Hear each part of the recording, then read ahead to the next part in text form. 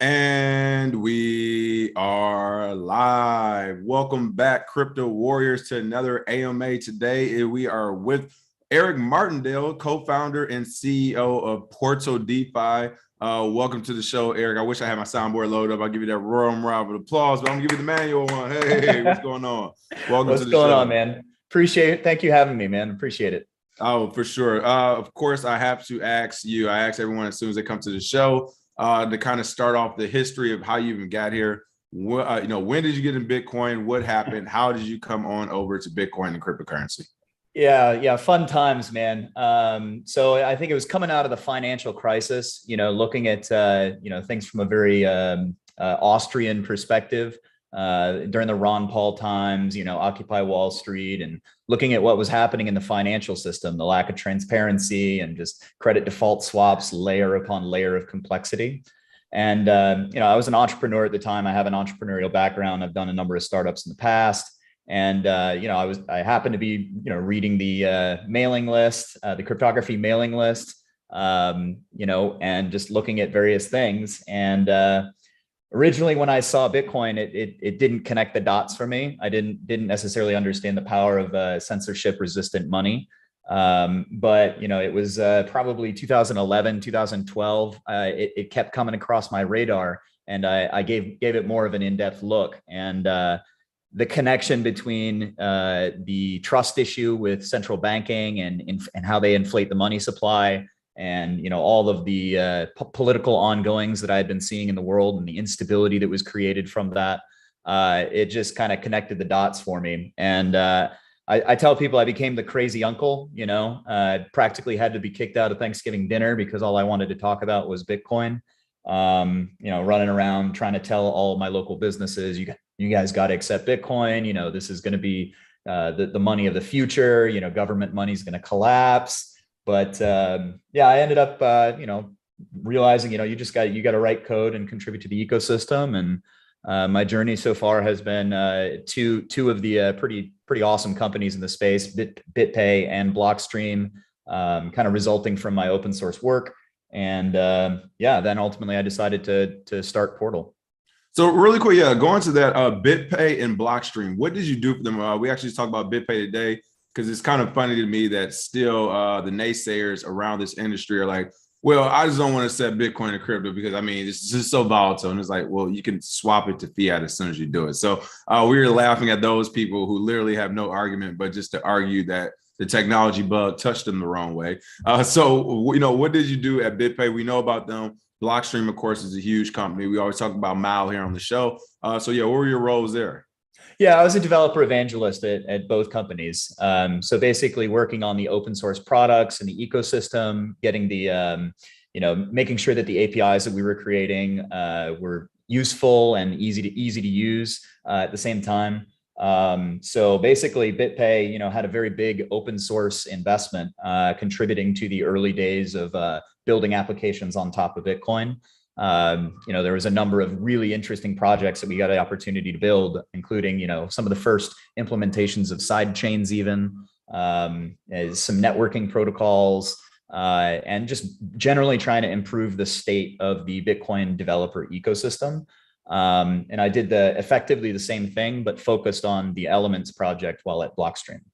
Nice. Okay. So Blockstream, BitPay, and then now Portal DeFi. Excuse me. I was thinking about the protocol that's actually being ran on. I was looking at the, there it is. I got the wrong Twitter. So you're right. You do have a lot of impersonators out there. What is you all's official Twitter for those who are listening as well? It is Portal_team is the official Twitter. There it is. You are right. You all do have a lot of impersonators out there. I guess that's a good thing, though, because if you have impersonators, I mean, you do have a good project coming. But what can you tell us about Portal DeFi? Yeah, so we're trying to bring the Bitcoin smart contracting capabilities to the general public, very specifically around this idea of atomic cross-chain swaps. Bringing the core concept of atomic swaps, which you can do on layer one on the blockchain, bringing that up and into the layer two side of things so that they are more using the lightning style payment channel mechanism as opposed to an on-chain transaction. So All right. And again, it says here with Portal, decentralized finance becomes uncensorable, peer-to-peer and trust minimized. So one of the things people always ask, I'm sure we get questions, we'll get the questions in the chat, is how decentralized is this? Of course, we do know there are layers to it. Is this something that's a work in progress, or is it already like, no, hands off, we're done? We're still in definitely engineering, working with software that is, securing other people's money. We have a responsibility to write, secure software. So while we have the initial wallet and layer 2 components kind of built in, we're, still making some decisions on the user interface and presentation, but also the underlying things that the knobs and the dials and the tweaks that you can make. A lot of that has certain security implications. So we are, kind of taking our time and being very careful in the production of the software. But again, that's just out of the utmost of responsibilities that we have to make sure that the software we produce doesn't actually cause people to lose money due to technical issues. So, I mean, I'm not gonna lie, I'm glad you're here today. Ton of questions first, and I might jump around, but ton of questions again in the chat. Feel free to ask as well. Crypto culture is going on. Kenzie, he's another YouTuber and crypto content creator. Jamel Scotland was going on. Asti, thank you for joining here, and thank you for the alpha and advanced juggling work keyboard too. But listening, what's going on, Finn? Alpha Predator say on the treadmill. There we go. So I see you have a lot of huge backers. Coinbase Ventures, Arlington Capital, OKX, B21. I mean, huge actual backers. And these people, it looks like I'm seeing from this story, Portal raises 8.5 million from Coinbase Ventures. Like they awarded you capital, correct? Yes, absolutely. Yeah. Okay, I just want to be clear because in this space is always, hey, we partner with Amazon. It's like, oh, you're using the cloud, right? So Coinbase is certainly one of our bigger named investors. We've got an excellent group of folks who've been very helpful and contributing lots of connections and potential partnerships. So yeah, I mean, we're pretty pleased with the list that we've got so far. So when it comes to the Coinbases of the world, what happens if you build this thing all the way up, it works perfect, and then they're like, okay, we want to integrate this over at Coinbase, and maybe we'll keep it decentralized and maybe we'll make it more centralized. Like, what are your thoughts on that?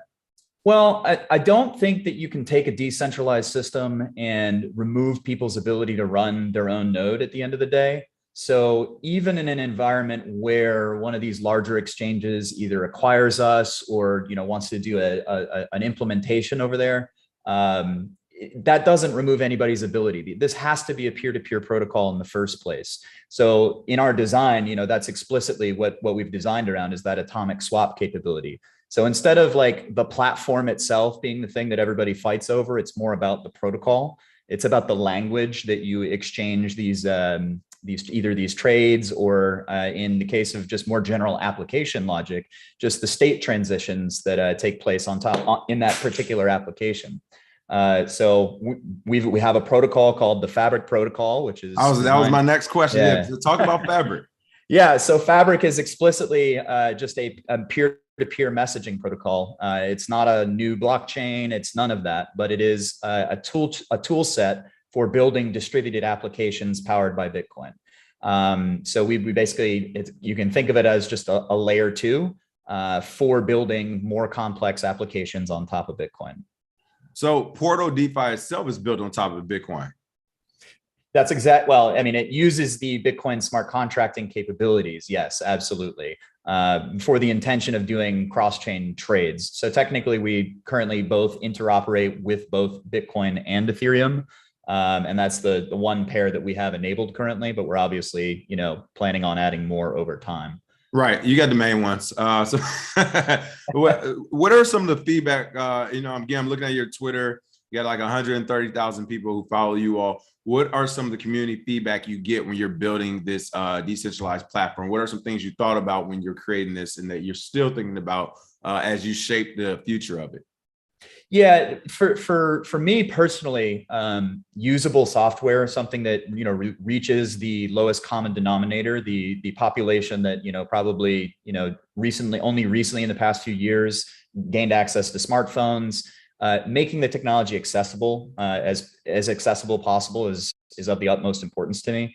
And we've really kind of centered around this idea of user experience. Like really, these are powerful technical features, right? And there's a lot of, behind the Bitcoin smart contracting system, you're talking about a base layer monetary system. So, again, security is of the utmost paramount, but all the knobs and dials and all the various things that can go wrong, there is a trade-off between revealing that complexity to the user and just actually giving security. So we've had to put a lot of time and energy into the user interface design and like the general flow of the software, so we can give the users a more intuitive understanding of what's happening behind the scenes. And then kind of trying to do our best to hide away the actual smart contract stuff behind more advanced menus, and just keep the front end as simple as possible. So it's your grandma can use it. I know the Warriors be remiss if I didn't ask. Along the way, one day, you already know what's coming. Will there ever be tokens involved here? I think smart contract, I think the definition of token in general, I come from largely a security background. So a token is like an API token to me. But obviously in the context of crypto, we're talking about issued assets. And we've built a smart contracting system of our own. The definition of token kind of applies to ownership in a contract in general. So yes, I think it's, obviously there are tokens. It's just whether or not we as a company are issuing tokens. I don't know if that'll be the case, but certainly the technology is possible for other people to distribute ownership in certain types of contracts, et cetera. And hopefully people will build those things once we get this stuff all deployed and rolled out. So we've talked about atomic swaps a little on this channel, but for the layman out there, for the person, hey, I watch Jim in the crypto. I know a little bit about Bitcoin and cryptocurrency. I don't know a lot. I kind of know what DeFi is and decentralized finance, but why is your DeFi project different than the rest? Like, what's the simple way of saying it? What makes your atomic swap special? So the broader thing, so it's not just about the atomic swap, right? The atomic swap is one interesting application of a distributed messaging protocol like Fabric. I would say the main differentiator is we're building an ecosystem of just kind of Bitcoin native services. Combinations of oracles, the types of swaps that you explain in like just basic atomic one asset to another asset atomic swap, to potentially even side chains and side chains with their own consensus mechanisms. I mean, there's so much that can actually be built. So the idea of building an ecosystem of interoperable protocols rather than focusing on the distinctness of our specific atomic swap construction. We do have very specifically a ZK swap construction, which uses a ZK circuit to basically blind the individual trades that are taking place through the exchange. So it's more of what we call a dark pool style design. Hopefully we'll be able to publish a lot more work around that in the future. But in terms of what we're releasing in the product is not initially going to be that ZK swap. It's just going to be what's really an industry standard layer 2 HTLC type swap. I really liking your white paper. I mean, I don't think I've really seen this in a white paper, but you all really break it down. So I like that. Like, you keep it simple. Alice and Bob, whoever sends 10 Bitcoin, she wants to swap it. So I like the way you do break it down. For those who are interested in learning more, make sure you check out their website where you can just simply click on the white paper under portaldefi.com for those who are listening, and just click on that white paper to see kind of a simplified breakdown of exactly how this works. What are some of the challenges you've been facing, and how difficult are building, like from a technical perspective, how difficult is it to build applications and protocols like this? What are some of the challenges you've seen? Well, there are two factors. I mean, I'm involved in open source I've been involved in open source for a long time. But the Bitcoin ecosystem, the developer tooling around Bitcoin is certainly not as good as it could be. There's a lot of great libraries out there, but generally, dealing with the API changes and updates, it is a busy ecosystem. So a lot of the off-the-shelf stuff doesn't fit in as we would like it to be.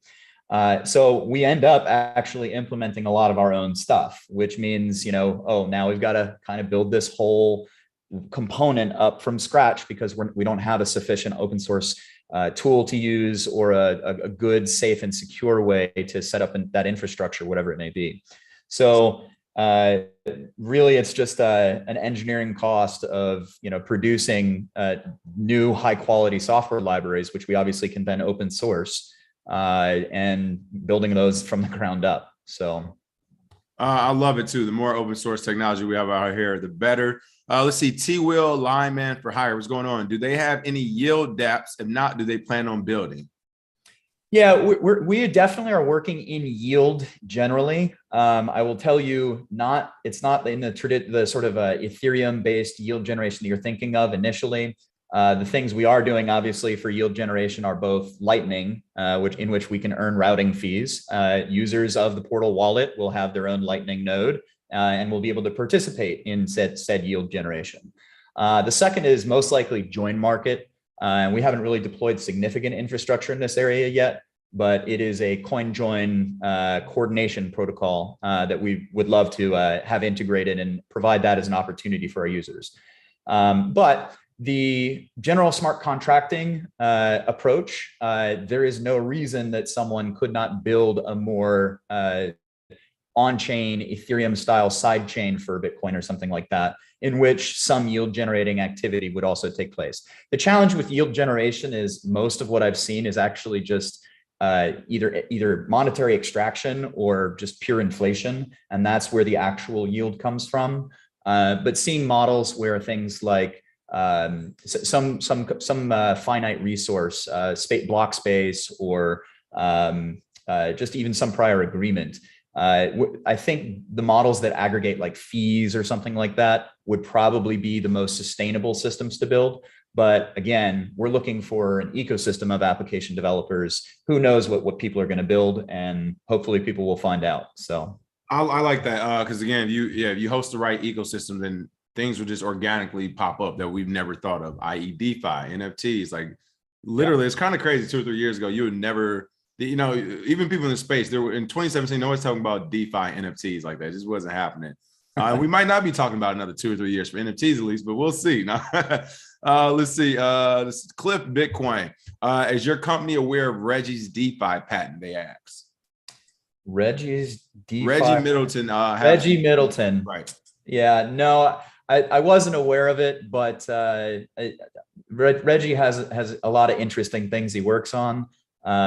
Personally, I'm not a big particular believer in using the state to protect ideas. I think the best way to defend an idea is to see it out in the market and just make it work. So that's really what we're focused on. You can't own a word is another thing that I would say. So we obviously will respect, U.S. law to the best of our ability. But we're just here to build, and that's what we're focused on. Yeah, in general, when you're talking to open source developer about patents, folks, that's the answer right there. They're like, I'm giving away my work. Let's see. We have, so it's not a coin or token right now. So I guess, and thanks for the questions. In Zale Holloway, they're asking like, are you live right now? And if so, how does this, how to get on the platform?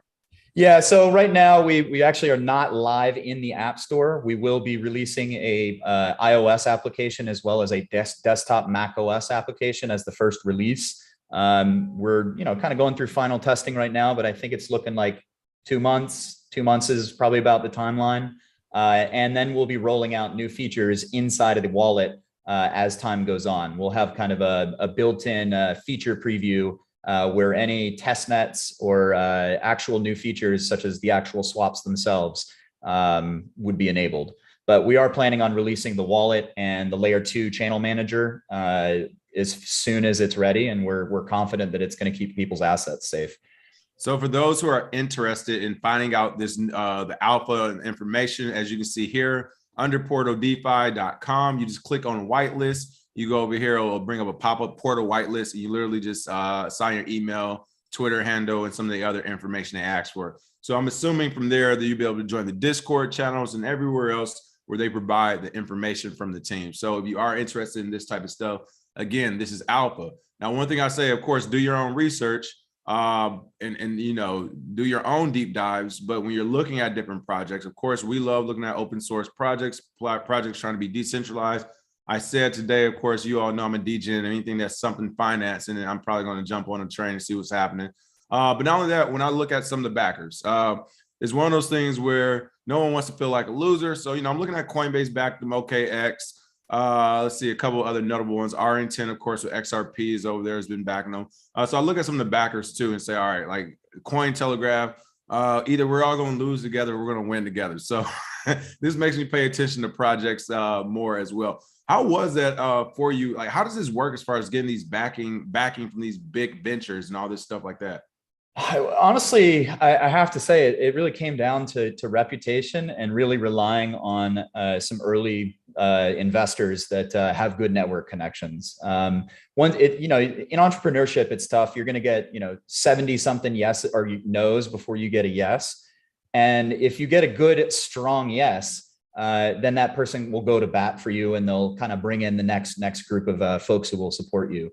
So, I mean, having spent so much time in the Bitcoin space and, having made the rounds, I mean, part of my responsibility was also going out to other companies and helping them do integrations and use the software that our companies were producing. So it was a long road, and we definitely went through some shifts and changes in terms of what we were going to do in terms of strategy.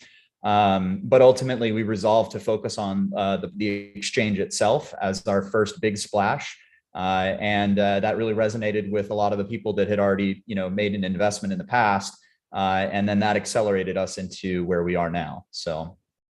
All right, we're about to get into it now. I have to ask you about this because if Portal DeFi does what they say they're going to do, they actually will change the industry, some for better, some for worse. Can this project eliminate wrap tokens from the DeFi market? This cross-chain DEX can make wrap tokens. I think in the past, we've seen a couple articles here from the Bitcoinist and News BTC. And yeah, as I looked at these articles and looking at what your project is doing, I mean, you say you're doing basically cross-chain atomic swaps across actual protocols and platforms that would eliminate the need for wrapped Bitcoin or synthetic this or wrapped Ethereum stuff. Yeah, what are your thoughts on that? I mean, that would definitely be a game changer for the entire industry if this happens like that. Or would it replace them? I don't know. Would it? Yeah, I think it'll be a transition period, but this is like a sticking point for me. I mean, just the sheer amount of projects that call themselves decentralized, but at the end of the day, it's an on-chain contract and a wrapped token. So it's not yet remotely under the decentralization that they would be claiming. Whereas, with the atomic swap, I mean, the basic principle is the same underlying principle as a payment channel. You actually you're bonding and locking up your assets on both chains using your keys. And then you participate in a swap that either completely happens and you get your corresponding, the opposite side of the trade, or it completely doesn't happen and all funds go back to the original parties. And that just fundamentally feels like a better protocol to me. And certainly a lot more defensible from the, is it decentralized kind of question. So yeah, I do think that, moving forward, that we have to change the industry because too many people are going to get bitten by, the continuous churn of smart contract bugs that all perpetually hit, those ecosystems that use the other model. So I really do think, this being a superior solution, that it will become ultimately the main thing that's used. It's just a better protocol. It's more convenient. There's less, swapping tokens and less paying fees. You know what your fees are up front because it's a straightforward transaction. So yeah, we're really excited to kind of be bringing this finally to people's hands so that, for once and for all, we can actually say we have a decentralized finance platform. So first off, hand clap. That's what I'm talking about. Just inform you, so that would be amazing. Utility. I was going on track. PFC Wills in the house. Michael Kennedy said, yes, please. I mean, and correct me if I'm wrong, but my thought is, I know basic coding. I'm not like a deep dive developer and all that. I can build you a mean web page, though. But seriously, it's one of those things when I look at the technical, whenever people say, well, we don't have this shit. Like at first it was, well, you can't accept Bitcoin. We can't. It's like, well, now you can. We can't do this. Like, well, now you can. But my thing is, from the people who actually know the tech side of the house, like cross atomic swaps, once they came out, which of course changed the game. We keep telling people like, You don't know how far we came and how quick we came. People trading and doing Bitcoin and cryptocurrency in 2016 with less than 100 assets to 2017 with over 1,000 assets and cross-atomic swap. You couldn't swap your crypto in wallet. You had to use an exchange, or you had to use peer-to-peer. There literally was no way before this was created. So to me, and again, correct me if I'm wrong, once we saw technology like cross-atomic swaps, or even as the saying goes, if it can be tokenized, it will. To me, it's like a lot of stuff, as we're seeing with this wrap Bitcoin and stuff, all we're waiting for is a project or company to add that swapping feature to actual change, which it looks like you all are doing. And yes, if it does work the same way we saw cross-atomic swaps work in the regular market, then it will change everything. Like literally, there's no reason not to use it if it happens like that. So I guess from a price standpoint, not necessarily a value, we see the value. We got a lot of DGens in the house in our channel. They're always trying to figure out, well, how can I get in on it? How is Coinbase able to get in on this and we can't? So what are some ways people can become stakeholders of this project? Yeah, that's a great question. So we have an upcoming funding round. We're going to be opening up a pretty big list. We'll have about 4,000 slots actually, and that's only due to regulatory burden. It's just that we got to follow the law, and for the stage that we're at, that's what we got to do. But you can go to republic.com. Is the platform that we're basically, you go through KYC there, and there will be a date in the nearby future. We're still finalizing all the details, but there will be a date, and you'll get the opportunity to purchase some portal equity. There it is. Okay, I will say for myself, I'm kind of interested in that one because I do like, again, where this is going. This is crazy. I mean, I understood the project, but then when I started looking deeper into it, I mean, the whole wrap Bitcoin, wrap Ethereum, the synthetics, possibly this project eliminating that market. What about the capital flow that has actually went into all these wrap tokens? Do you think it would just be a gradual decrease from using them?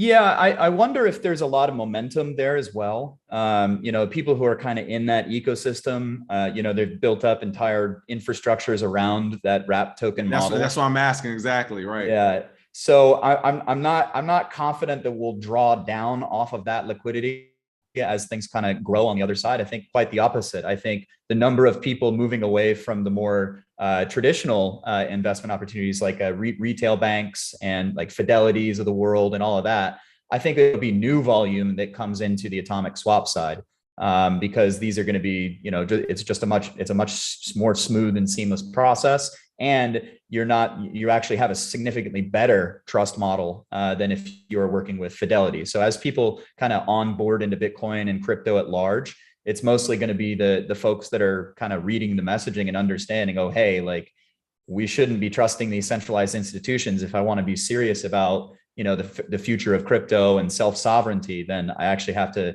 move over to doing things, that are actually self-sovereign. So I think it'll be new volume, and I don't think it'll really draw down off of the existing wrap token ecosystem. They'll just kind of be in their world, and it'll die a long, slow death. And this is something that these are things that really excite me, and I'm glad to have you here, Eric, to see you face to face. Because man, I hope you get this off the ground. Now we got to tar and feather you, just like these corrupt politicians. All right, but no, seriously, I'm super excited about this because I am an end user in this space. Like as much as we talk about crypto, this is why we do talk about it. I do use wrap Ethereum. We're talking about trading on Aave or collateralized loans. We've shown you all that in our masterclass. We're talking about the collateralized loans. I'm not a fan of it. I'm not a fan of, for one, I'm not a fan of synthetics either. You all probably knows that in the masterclass, I briefly covered synthetics. I did. It's crazy too, Eric. I briefly covered synthetics, essentially saying that like this is here, but I don't know how long this is going to be here. Like, because it's just, why are we doing this? I literally kind of made that point in there, like, why are we doing this? But whatever, it's here. I'm going to cover it. So I've never been a fan of synthetics, the wrap Ethereum, wrap whatever. Not a huge fan of either, but I do use it because you have to use it. And I've been one of those people who flowed at least a normal American salary into all these different wraps and synthetics. I've jumped in and out of this stuff. I play with it. So I consider myself an end user. And I say that because, once this is launched, if it is like seamless, of course, there'll be a couple early bugs, but if this thing works, then you're talking about collateralized loans changing overnight. Again, on Aave, you have to get the wrap Ethereum. I mean, it is just an extra unnecessary step. You got to swap your Ethereum over on the bridge. You have to wrap your Ethereum up. Then you put the wrap Ethereum on the platform, then to take it off, you take it back from wrap Ethereum on the bridge to get it back normal. I mean, it is actually like, I would say sometimes a day process, if not hours process, because just to bridge it back and forth sometimes will take between 7 to 45 minutes, one way or the other. So, I mean, it is a lengthy process. So, I mean, so many questions. One good one that just came in, just inform you. Do you need two peers to make a cross-chain swap, or will you be able to swap just like you can with coins between one person on an exchange on the actual platform? It does require coordination steps. So you have to find a counterparty to trade with, and that's basically what is communicated over the layer 2. It only requires two parties. There's no order book per se. This is the market, and this is like kind of a self-published order book. It's more of a sparse graph, because just like Lightning, you don't necessarily have a complete perspective of the entire network. There may be private partitions in the network and channels that have not been broadcast to the wider market. So part of the design here is that you should be broadcasting these orders like, hey, I'm committing this Bitcoin to this trade at this order price. That's my commitment. And here's my payment channel to go along with that. If somebody in the network can find a route through the network that will fulfill the opposite side of that trade, then the trade can go through. There is an opportunity for those routers to obviously accumulate fees. But at the end of the day, if you have a counterparty, it is a one-to-one trade. You have one transaction on chain A and one transaction on chain B, and that is the complete swap. And let's not forget either, people, which is, I mean, I love the excitement, and it's so crazy because we don't see what's happening in front of us. Like, again, once I'm sure, I'm being optimistic, once this works, once they have this off the ground and everything, like this is brand new. Again, I don't think you all understand. We have wrap tokens and synthetic tokens for a reason, because you can't take your Bitcoin or Ethereum to these different platforms and protocols in the DeFi space. So this in of itself, even like I imagine this first generation, whatever you're doing, even if your teams want to continue it or someone else picks it up in the ecosystem, this is going to be the first generation. Would you agree? Yeah, there's definitely been like prototypes. It'll be considered archaic within 8 months, probably. Like somebody else will be like, oh, you can just X, Y, and Z it. Well, I do think it's going to grow and adapt very quickly once Right. the initial exchange side is implemented. I mean, all of the other smart contracting stuff is going to become very interesting too. Part of like the DeFi thing, part of the whole idea behind Bitcoin in the first place is to kind of reimagine not only the monetary system, but the economic system. Like I said, coming out of the Occupy Wall Street, kind of movement and looking at Bitcoin from that perspective, we're not here to recreate the existing financial system. We're here to design new ones that fit into this model where you have a deflationary base layer asset. But I think that the utilities that will grow out of this, after it's very clear that you're dealing with native assets now, it's native asset to asset swaps. It's inevitable that it's going to grow and blossom. I think it's going to be huge. Yeah. I think like as soon as you launch it and everything, again, whether it's your own very own team internally or it's a different team, like 8 months, somebody's going to be, oh yeah, we can just tinker this, do this, and boom, we got this a little bit different. So my point is, people, like as this unrolls and it begins to work, this is just the first iteration. Again, when cross-atomic swaps first came out, like I'm trying to tell you people, it was amazing in 2017. It was like, oh, you don't have to, like, you literally don't have to go to an exchange anymore. You had to do all your deep dives and everything. You had to go to an exchange first or peer-to-peer. So this is literally going to change the entire space when now you're saying, well, I could put my Bitcoin or my Ethereum on XYZ platform, and it's Bitcoin and Ethereum. There's no other, like you said, technically you're right, wrapped and synthetic, somebody's controlling the button over there. So you're saying there's no longer that. Another thing I want to look at, I like this, and I may be reading this wrong, but this data and computation markets, it looks like you're actually making the servers themselves decentralized with this, right? Yeah, that's exactly right. I mean, what the peer-to-peer, like the information market component is, I mean, you're passing messages around, you're collecting some sort of events or changes that are taking place to things that you're interested in. There's no reason that we shouldn't be able to leverage that same kind of communication architecture to do, a distributed AWS, right? Where, I'm paying some Bitcoin for someone else to provide some compute process, data, store some file, or, just hold on to my backups for me, right? I might encrypt my backups and send them out. I want to put them in 3 separate places. And, then I just want to know that I can reliably retrieve them. So I'm willing to pay a certain amount of Bitcoin over time to just issue challenges and get like snapshots, just proofs that the data is still there. So there's a lot of different applications. I mean, I think that the general protocol being designed around paying for computations, I think is going to be very massive in terms of the different markets. Like, we're not just going after the finance industry with the exchange. I mean, it should be fairly clear that the next step for us is also to change kind of how we think about computing as well. You look at, Amazon, how many servers do they control? Google, how many servers do they control? Where are people hosting the various things that they use? I mean, it's not just YouTube. It's not just Twitter. It's not just Facebook where content goes. There's like lots of people still have websites. People have, their own communities that exist, hundreds of thousands of people here. And it's just, where does all that data live? Wouldn't it be nice to have sort of a, more Bitcoin native world where, I can pay for those services in like a nice, seamless, interoperable way, and everything just kind of works together using this magic internet money, right? So, and again, I love the thought process on the actual computation as well, decentralizing that. And of course, what you're doing with Portal in general. What are some of and maybe you've already faced some, or what are your thoughts on regulation? Of course, if everything you're saying actually works, right? You're talking about you can put Bitcoin on any platform, blockchain now. You're even with decentralizing computation, which on the surface sounds good, but when you kind of do that deep dive to the government, they might say national security. We can control Amazon and Microsoft and all these guys. We can't even control servers messing with you and your technology. So what are your thoughts on some of the impending regulation come down, not possibly just for your projects, but the entire market? Yeah, it's certainly one of the biggest concerns. I mean, the government, controls the big heavy stick through which they control the market. So as far as Portal is concerned, we're a software producer. We don't operate any of the services that are relied upon in the wallet. Obviously, that we're distributing the software to users, and users are choosing to run the software. There have been several bills proposed, but none of them have passed that contain very concerning language with regards to simple things like operating a Bitcoin node and operating a Lightning node, which are obviously necessary for the security of you as the individual. If you're not running your own node, you are trusting someone else's. So everyone should run their own nodes.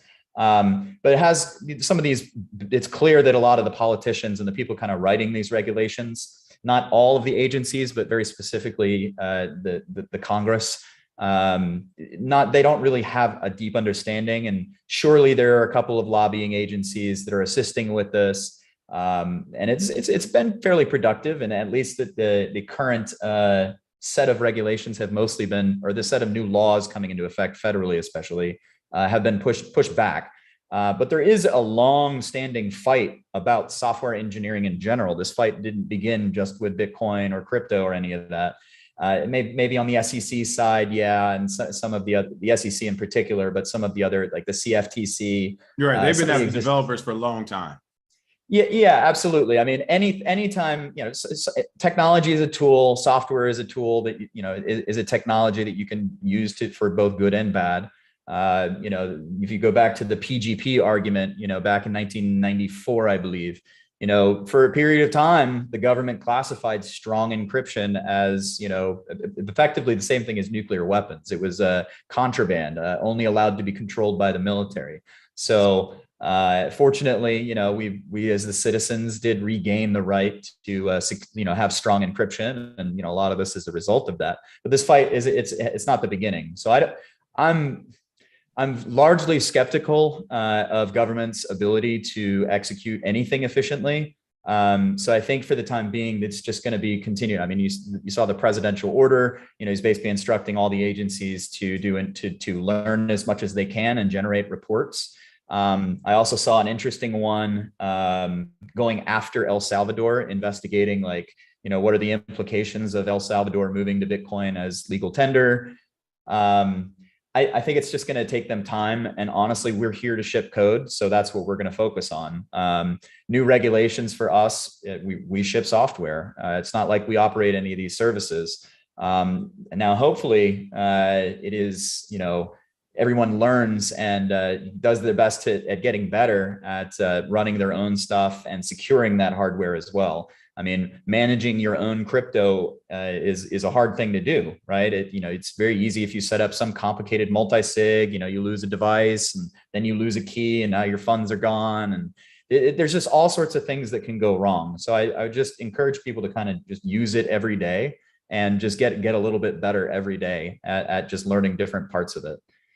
So I got a couple more, let you go. I know, Eric, you hold a busy schedule. First and foremost, again, thank you for coming on. Like, people, like, this is the difference in conversations. Like, when we have team, and no offense or whatever, I get it, shill your projects, folks. But, this founder is talking about open source technology, building on Bitcoin, what Bitcoin can do for everyone, how we need to be innovative, it sounds like, without regulation at this point. Some of the things that not only we agree with, but the entire Bitcoin market agrees with. Not saying that people are maximalists, but just looking at the tech and what's actually working at the time, not what could work. But so I love your talking points and your messaging on that. I mean, we like to hear that from founders, to at least be like, okay, this founder already said, one day I'm going to sell my project for some Bitcoin. Or the regulators come knocking, then we're going to do a whole 180 and everything. So we at least like to hear the thoughts from people in the space. Let's see what's going on. Yep. So once again, folks, the KYC, that's for Republic itself, not the actual project. It's for Republic. What's going on, SNICP? What's up? Welcome to the show. Yes, if you came in late, make sure you all check those re-listens out. And we'll also be, I really like this. I'll be talking about it on the show tomorrow too. Make sure everybody check it out. Too Rich to Miss, thanks for joining again. Very intriguing to say the least. When is it going live again? Definitely going to use it. Yeah. So you said about a couple of months, correct? Yeah, our target is about 60 days out. So we should have it in the Apple App Store by the end of, I think, what does that put us in? The end of May. So okay. And we'll be sure to update you all as well. I'm sure they'll give us some feedback.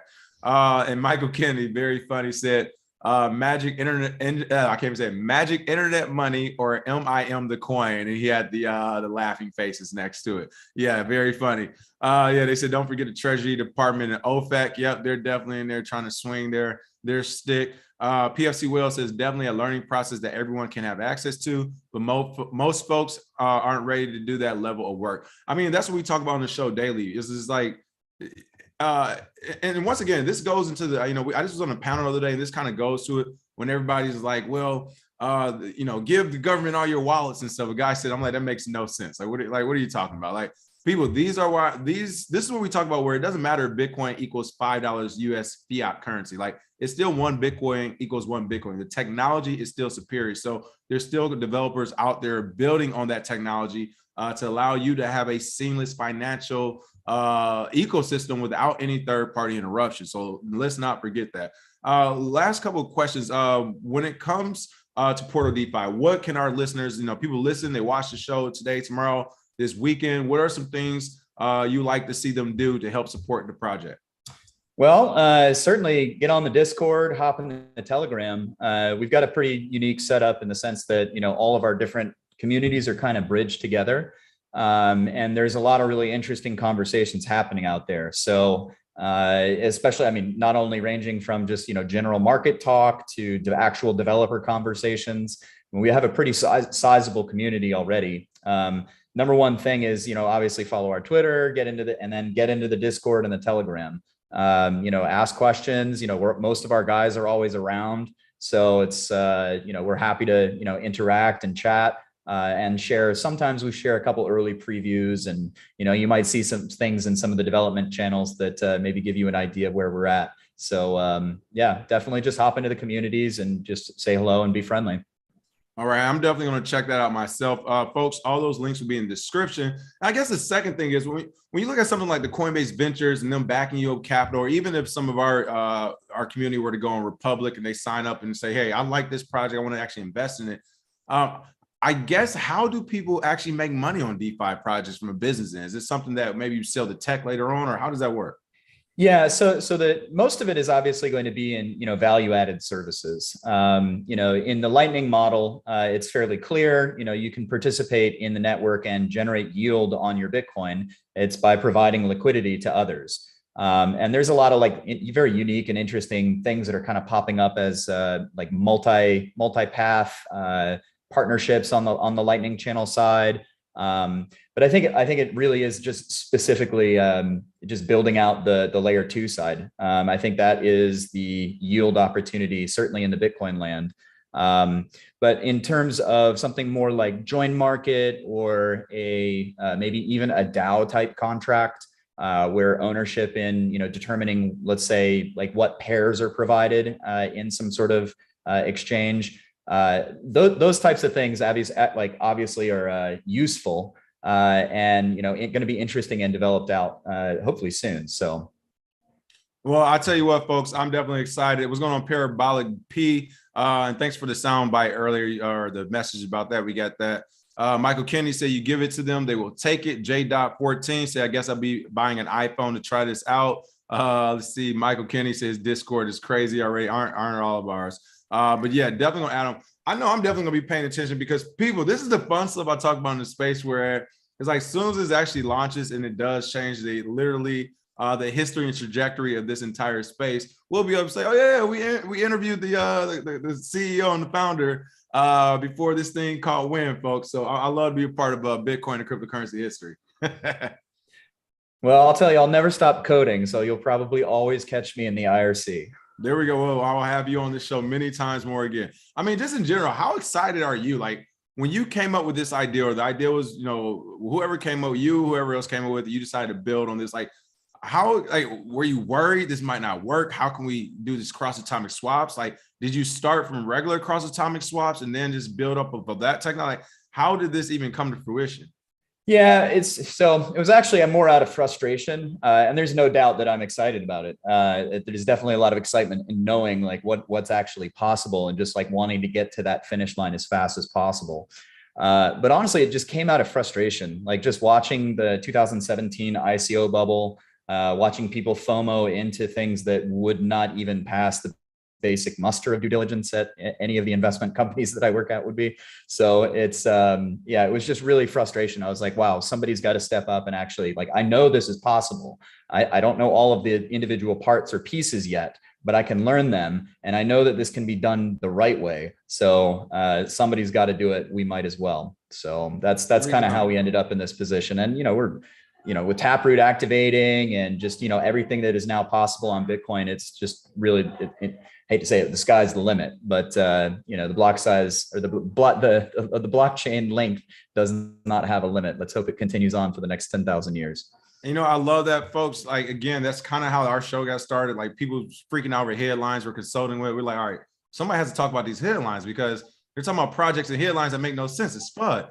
So I definitely get where you come from. And then last but not least, people, this is a perfect example, once again, which we preach in this show, self-regulation. We don't need regulation right now. It's still getting built. And this is our point. Even if you already have regulation and rules in place, we're talking about getting rid of wrapped and synthetic Bitcoin Ethereum. That is huge right now in this market. So this is my point. You have to let everyone build as they build right now. And we're doing a pretty good job of self-regulating. So again, I want to give a shout out to Portal DeFi, portaldefi.com. All those links will be in the description. For the Discord, I encourage you to join that whitelist to get the alpha, of course, as well. And here we're talking about layer 2 and layer 3 decentralized financial solutions on our favorite Bitcoin. So super cool to see. Thanks again, Eric, for joining us. I mean, this is super informative, especially as an introduction to your project. We definitely have to have you back, and feel free to leave our audience with whatever you want to leave them with. Yeah, awesome. Well, I appreciate you having me on the show, and I'm just super stoked. 10 years ago, basically at this point, and I think it has been 10 full years.